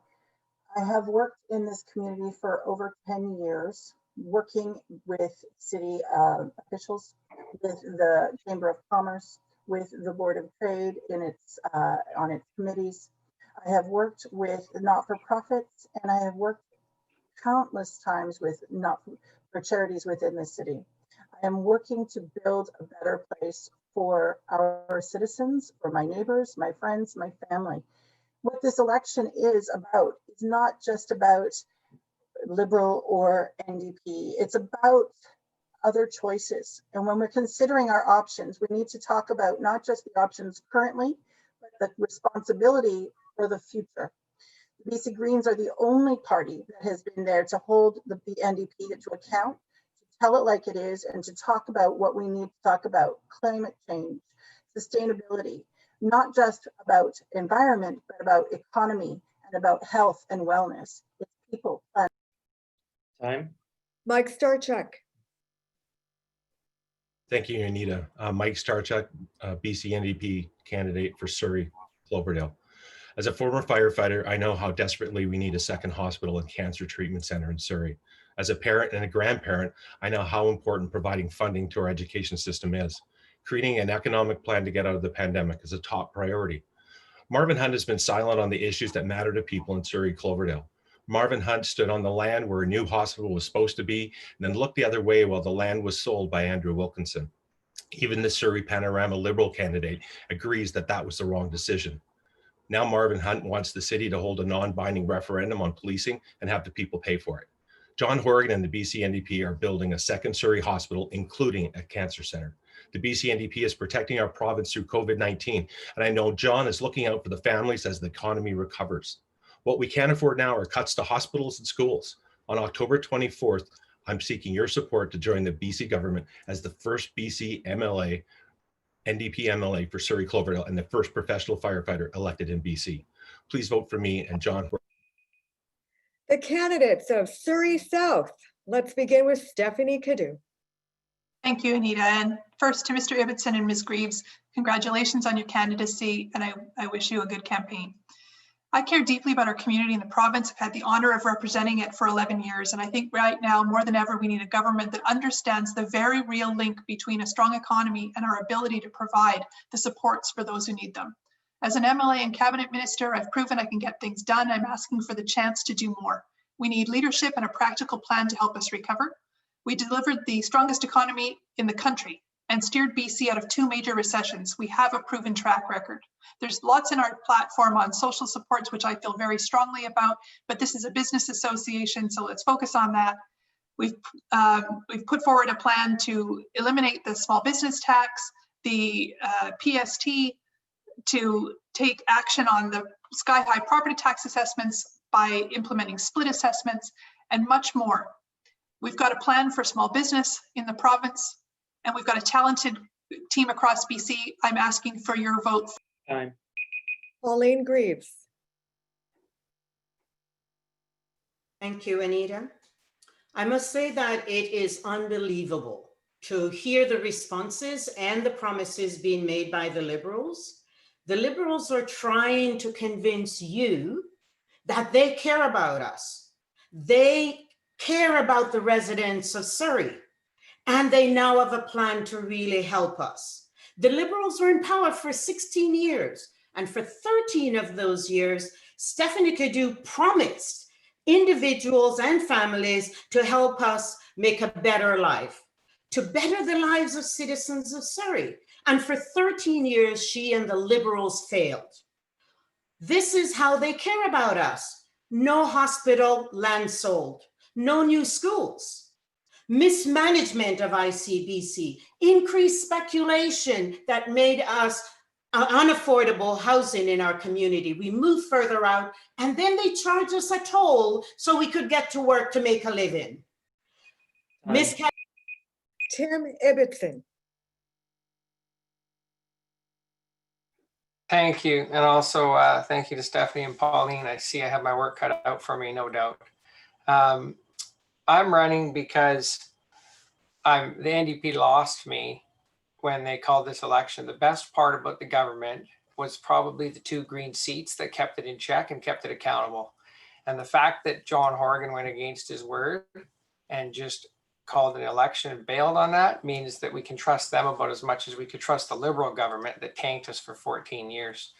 The BC Greens are the future. I'm running for my kids and I'm running for the next generation.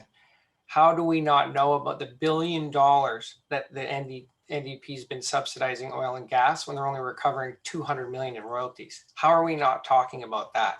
Because we're in the middle of a pandemic and the Liberals are throwing money like a $7 billion GST rebate, and the NDP are just trying to get people in fear using an American tactic. The future that we can't wait for is the planet.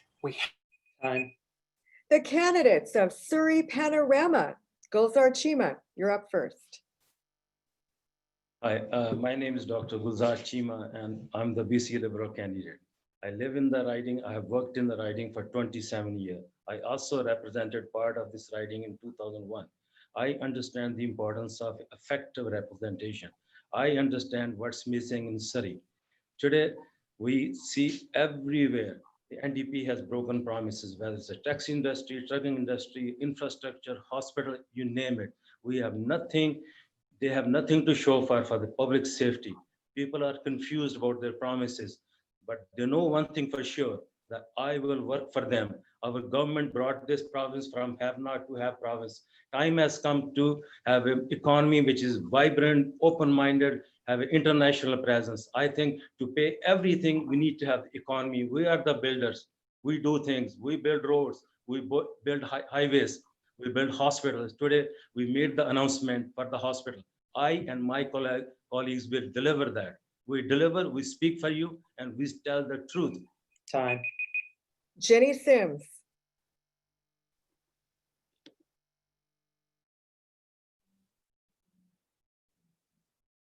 Jinny Sims. Jinny Sims, candidate running to be an MLA in Surrey Panorama. I stand on my very proud record of advocacy and working for the people in Surrey, especially Surrey Panorama. I have advocated and delivered. I want to remind people that my opponent voted to get rid of the Human Rights Commission. He stood by while students' learning conditions, class size, and support for special needs were decimated. They drove a truck through duly negotiated agreements. They attacked HEU workers and made our seniors' care very, very vulnerable. In the meantime, since I have been an MLA, we have built 18 schools and expansions and seismic upgrades. We are going to be building a hospital. It's well on its way. While they sold the land after making promises, so who could trust them again? I'm looking at the MSP premiums being gone, the new urgent care center. Time. And the candidates of Surrey Newton. Let's begin with Garry Begg. Thank you, Anita. And I'm so thankful for the support and feedback that I received from my constituents for the last 3 years. I think elections are all about choices.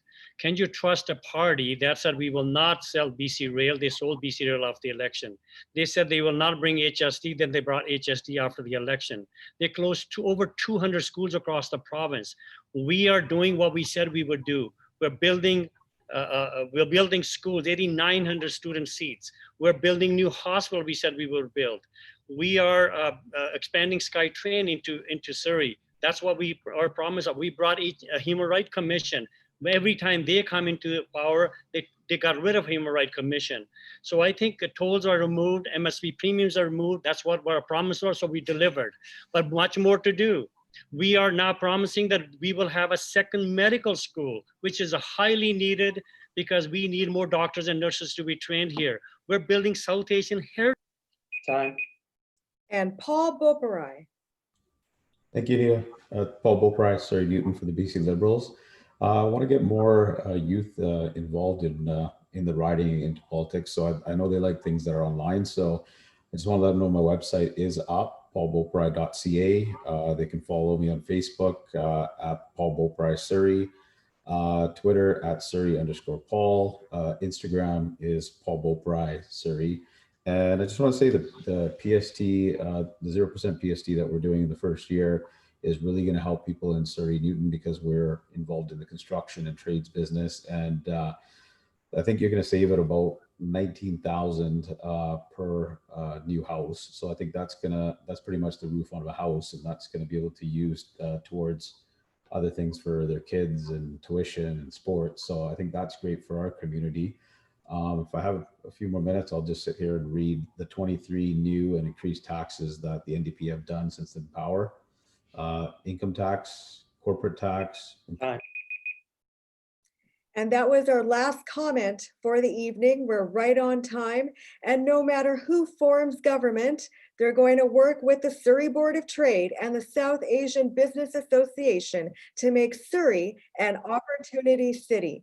Thank you so much to the Fraser Valley Real Estate Board for your sponsorship. Remember to vote on October 24th. You may leave the meeting. Thank you. Thank you very much, all. Thank you, guys. Thank you. Thanks, Nina. Thank you, Jasroop, letting it out. Thank you, Jasroop.